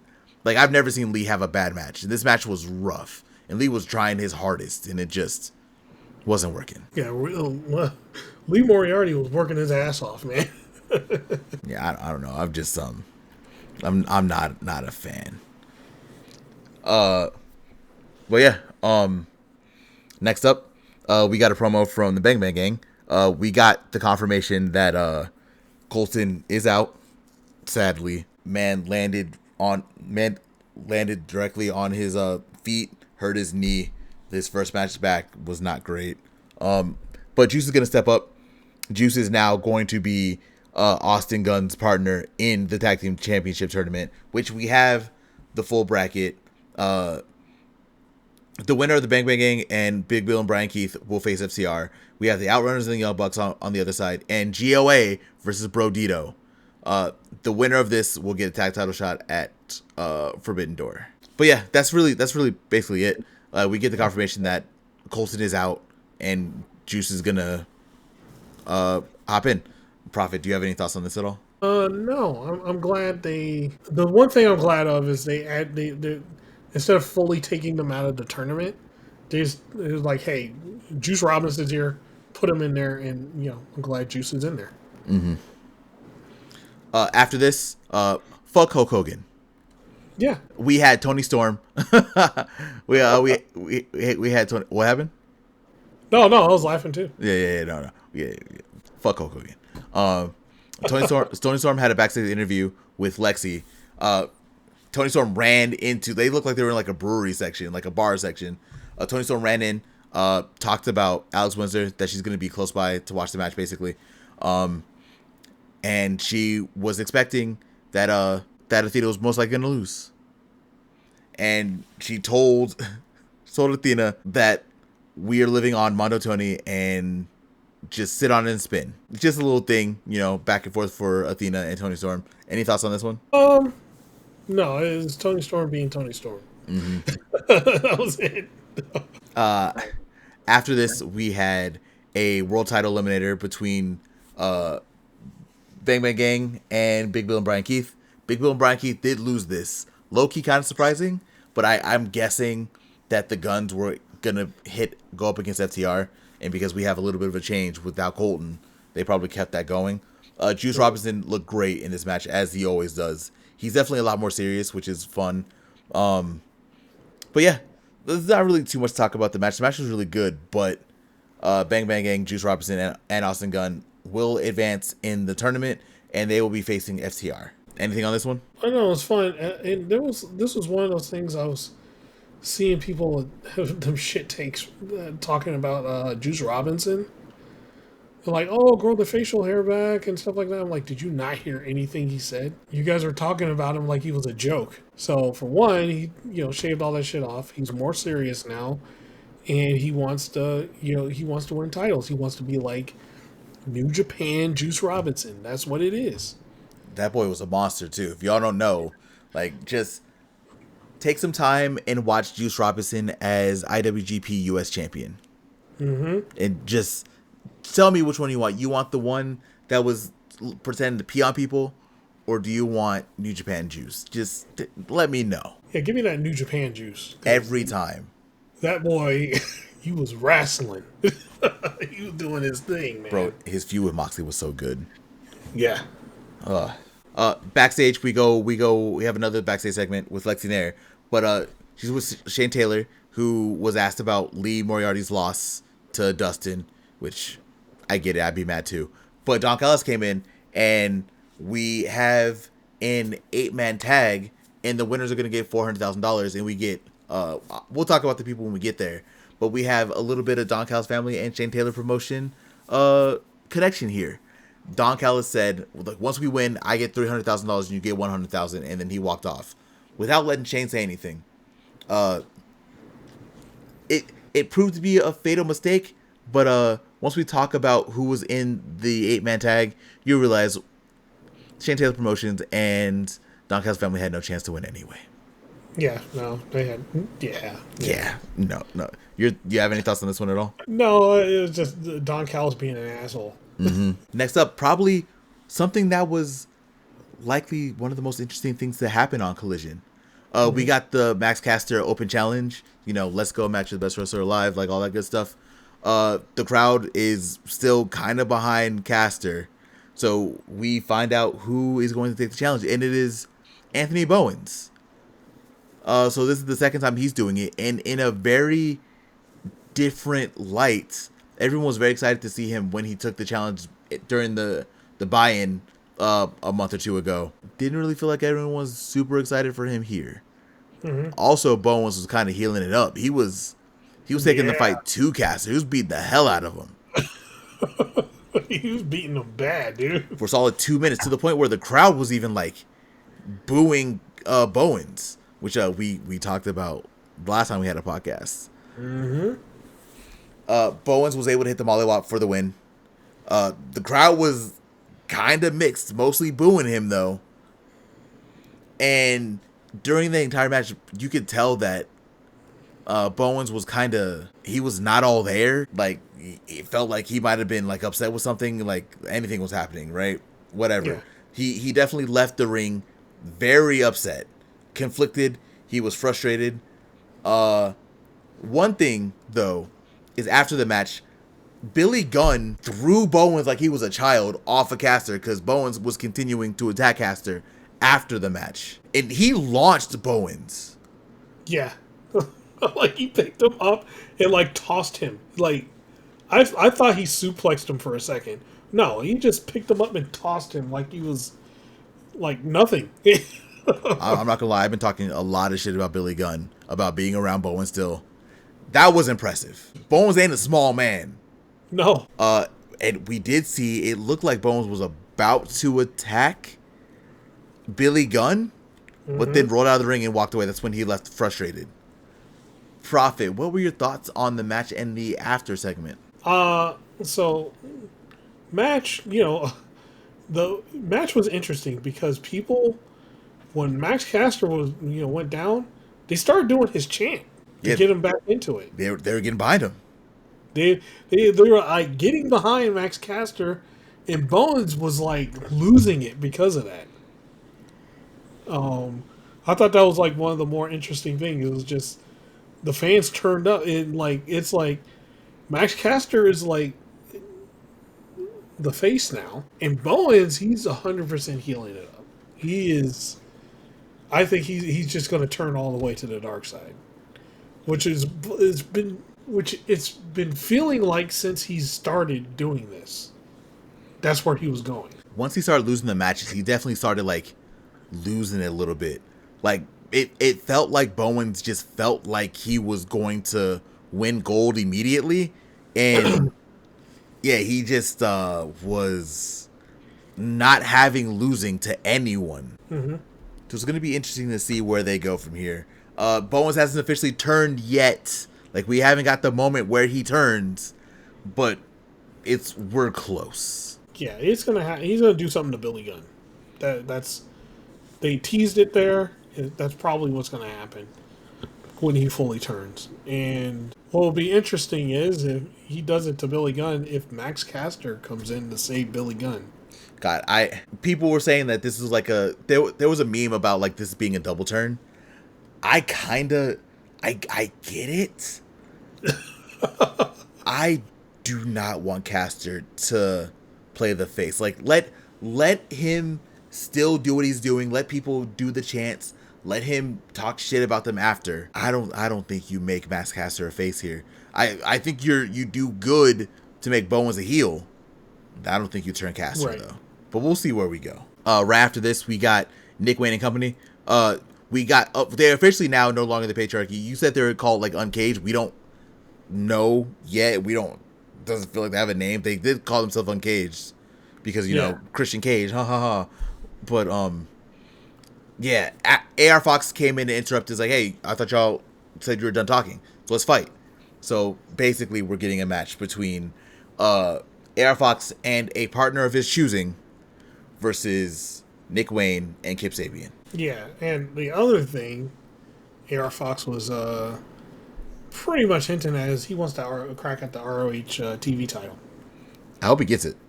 Yeah. Any other thoughts on this one? No. So then we move to the $400,000 8-man tag, which apparently a lot of people hate Tony Khan giving away free money, but it is what it is. We have Hechicero, we have Lance Archer, and the Infantry.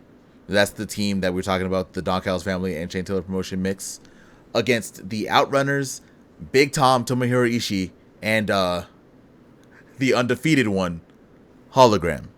The captain of all of Collision, Hologram. So once at this point, we've talked about before. If you're against Hologram, you're most likely gonna lose.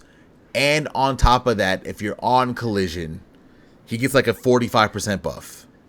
Yeah. Captain Collision for a reason. Just like Mark Briscoe. Exactly. Mark Briscoe gets like the 20% buff beyond Collision. But the match is what it is. You know, if you've seen one of these $400,000 matches, these money matches, you've seen all of them. They go crazy. Everyone gets their time to shine. Everyone's having a good time. One thing that we did notice, though, is a couple other members of the Don Callis family were outside interfering, but then Kyle O'Reilly and Roderick Strong showed up to even out the odds.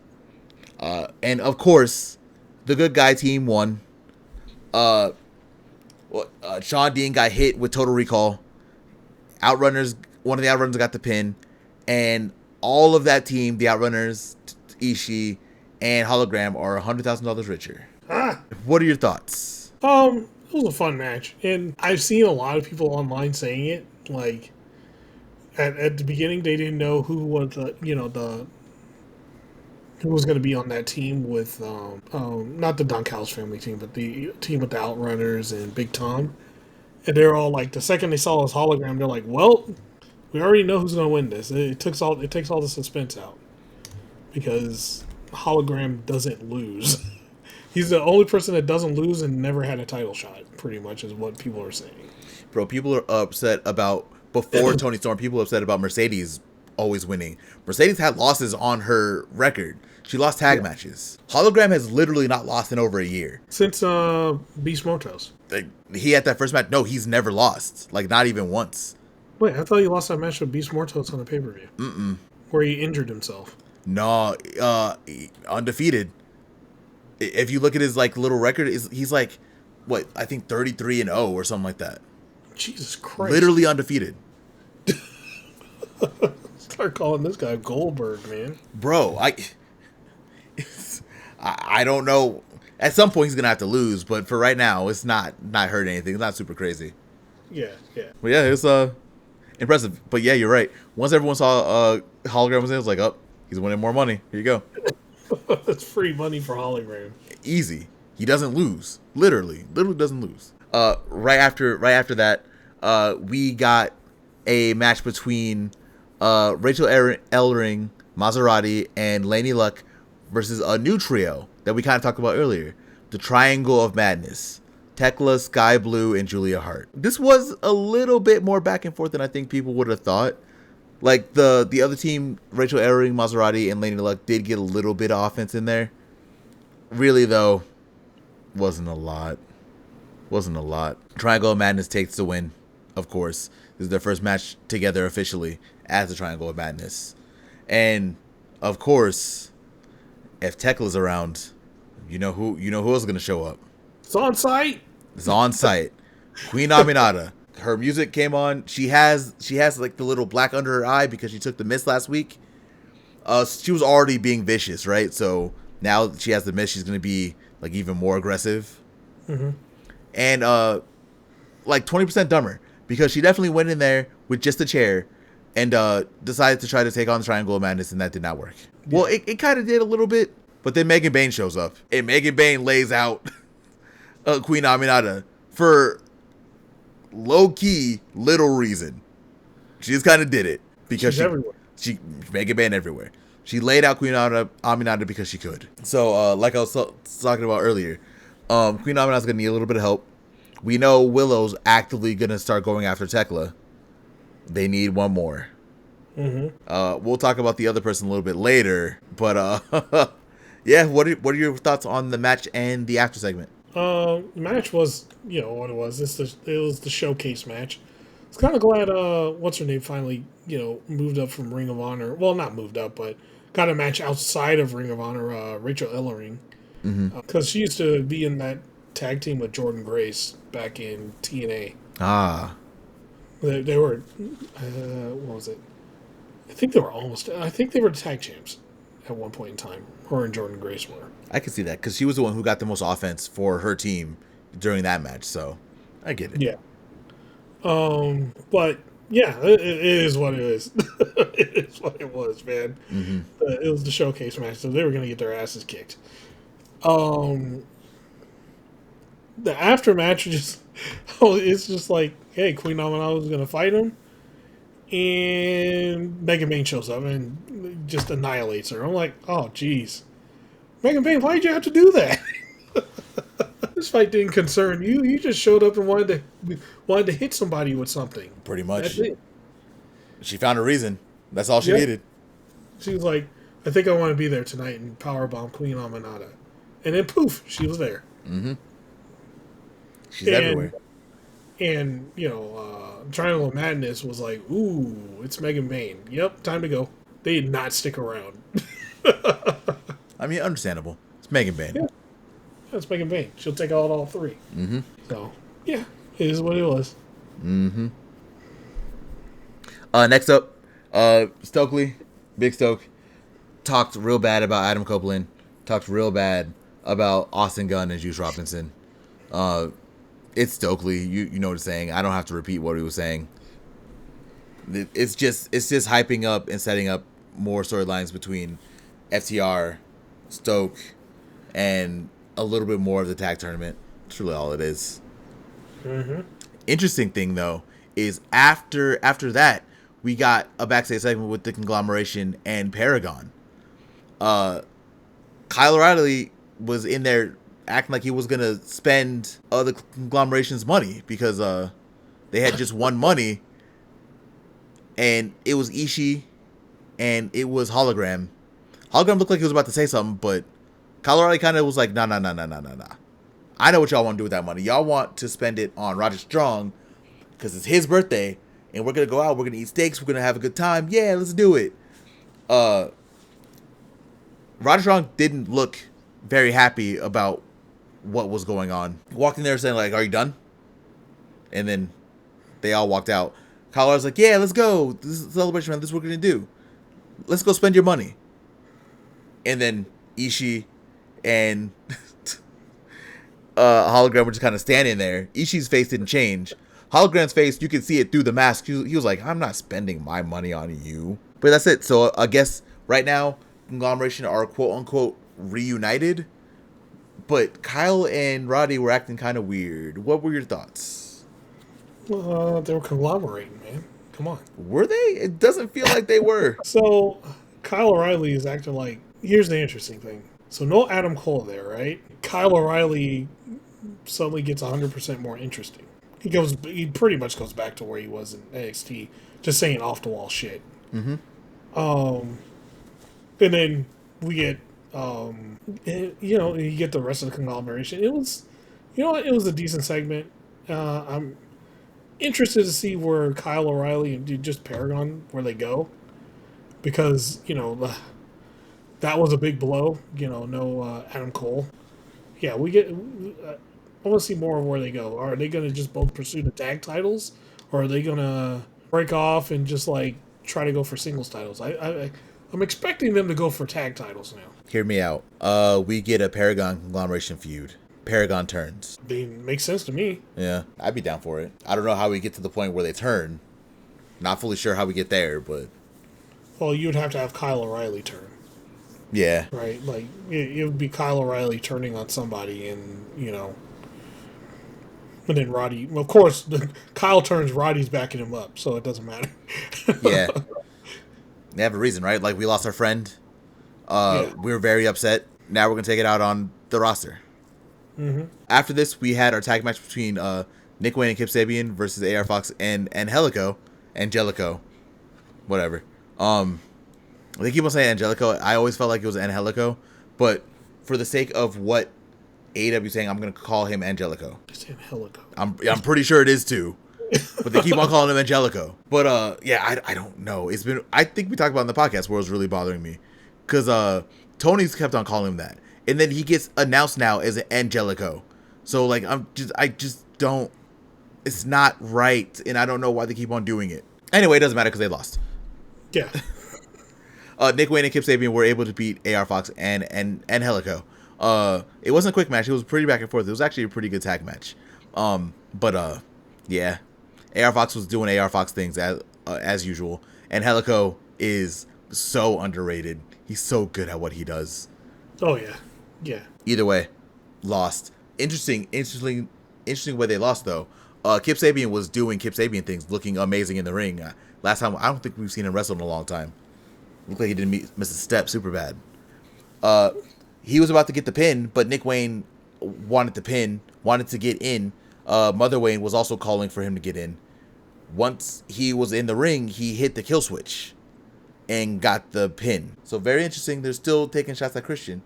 Proffitt, what were your thoughts? I thought it was good, and the more Nick Wayne is away from Christian, the more Nick Wayne acts like Christian. He's even talking like him, which is crazy.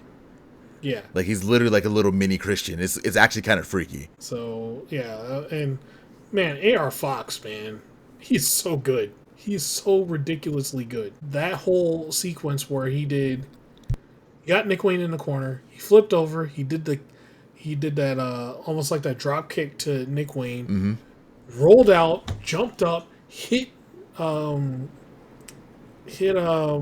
Kip Sabian with the cutter, then went out, dived outside the ring, came back. I was like, holy shit, he did that all in sequence, like, and did not miss any steps. It was just, he flowed from one to the other. And bro, the way he dives, I don't know why I didn't notice this before, but he's always done this. He dives like he's in slow motion. It's like the perfect dives. Like, I don't know what it is about the way AR Fox jumps on people, but I don't think I've ever seen anyone better. Like, he literally looks like he's like flipping in slow motion. It just looks perfect. Yep. It's just, he's ridiculous, man. He's so good. Insane. I'm with you. You talked about the Ring of Honor TV Championship. I think it's time. Yeah. Throw it on AR Fox and let's see what happens. Next, we had Kris Statlander. She was in the back with Renee, funny enough. And Kris Statlander was a little off her rocker a little bit. Statlander was saying, hey, y'all should thank me for everything I do. Willow should thank me for stepping in front of the Death Riders. Y'all should thank me for stopping you from losing to Tekla or getting like the missed by Julia. Like, thank you. You should be thanking me, Statlander, for being the best friend you've ever had. And she also said, I want to thank you for reminding me that I don't need anybody. Like, I am great. I am Kris Statlander. And, yeah, very, very, very confident Kris Statlander. Any thoughts on this one? Kris Statlander was talking crazy, man. She's lost it. Which I'm interested to see where she goes after this. Yeah, I'm just curious. I mean, she's gonna get involved with the Tekla and Willow feud for sure. It's just we don't know how yet. And Crazy Stat's very interesting. Like, this is definitely a lot different than the normal heel stat that we had last year. So it's gonna be interesting to see where this goes. Yeah, it's gonna be interesting. Next up, we had our main event. Easily match of the night. Low key might have been match of the week. For the Ring of Honor Forever Championship, we had our AEW or our Ring of Honor Women's World Champion Athena facing Alex Windsor. Boy, this was a match. Going back and forth, they were hitting each other really hard. They were slamming each other into the barricades. Athena got a really, really nice John Woo dropkick near the end of the match that looked like it bent one of the LED boards outside of the ring. Like, the match was so good. Like, this is a very good showcase for Alex Windsor for people who haven't really seen her. And also, in a very good way, a very good showing for Athena, who we've seen for a long time, but has not really been on AEW TV. Not this Athena. Mm-hmm. So it was very interesting. It was very fun. Athena did win with the O face because it's Athena and she's not losing her Ring of Honor Women's World Championship anytime soon. I'm sorry, it's not going to happen. After the fact, though, Toni Storm came out and was able to attack Athena, and they had a moment. They had a moment in the ring. Alex Wizard was laughing in the corner while Toni Storm was like celebrating the way that only Toni Storm does. Yeah. We're getting close to that match. I can't wait to see what happens. Profit, what were your thoughts on the main event and of Collision? Oh, the main event was fantastic. Athena and Alex Windsor they did their thing, man. And this was, I saw a post and I agree with it. He was like, this match that you see with Athena and Alex Windsor is the stuff that you have been missing on Ring of Honor for 3 years. It's so true. They've been doing it. She's been doing this for 3 years, holding down Ring of Honor, Athena. So now you're finally getting to see it. Like, even down to the promos, because that promo that she had on Dynamite was very Ring of Honor backstage coded. Yeah. Oh, yeah. See? Doesn't hurt to go to Ring of Honor. Just saying. Yep. You might end up becoming one of the best wrestlers on the planet. Yeah. Who knew? Who knew? But yeah, that's really all for Collision. I don't have anything else. It was like I said, it was mostly a setup week. We know that we're getting Moxley and Hangman on Wednesday, and we know we're getting Dustin and Kyle Fletcher on Thursday. Profit, you have anything else before we wrap this one up? No, man. I think we're good to wrap it up. Cool. Everyone, as always, fuck Hulk Hogan, and thank you for watching and listening to the podcast. We were off last week. I apologize. It was my fault, but we're here back at full force. So definitely make sure you listen to the podcast on Spotify. This one will be up. Make sure you give us a rating. You can comment over there also. Let us know what you thought about the podcast over there. Take us on the go. Listen to us everywhere on Spotify. It's great. This show, the Spotify episode shows up like literally 30 minutes after we're done. So it's like super fresh. So definitely make sure you're going over there. You're listening to us on Spotify. And while you're doing that, make sure you're following us on Blue Sky. You can follow the entire podcast at TAGPW Podcast. You can follow Profit at Profit, Proffitt. You can follow me at Shikoku. We talk a lot about wrestling. We talk a lot about video games. We talk a lot about anime. Anything and anything that you can think of, we talk about over there. Come interact with us over there. We have a good time. We watch the shows, Dynamite and Collision, almost live. As live as we can without, life interfering with us. But definitely come over and interact with us and let us know what you think about the podcast and the shows over there. Profit, tell the people about the YouTube. All right, guys. So if you're watching on YouTube or thinking about watching on YouTube, first things first, thank you. The other thing I'm just going to ask you to do a couple things. We got a little house cleaning to do, so we got to do a couple things. First things first, tap that like button if you liked it, like the show.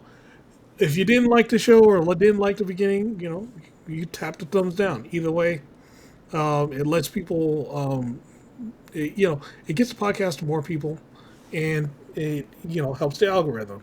Also, comments, don't be scared. Comment. I'm pretty sure a lot of you have your own takes about certain situations and things, and also about the show. So, comment, subscribe, hit that bell button so whenever our shows hit, you get them. And also, all this information that we talked about, the Spotify channel, all of our socials and everything like that, they will also be in the description of the episode. So with that, thank you very much, and we're out. Peace.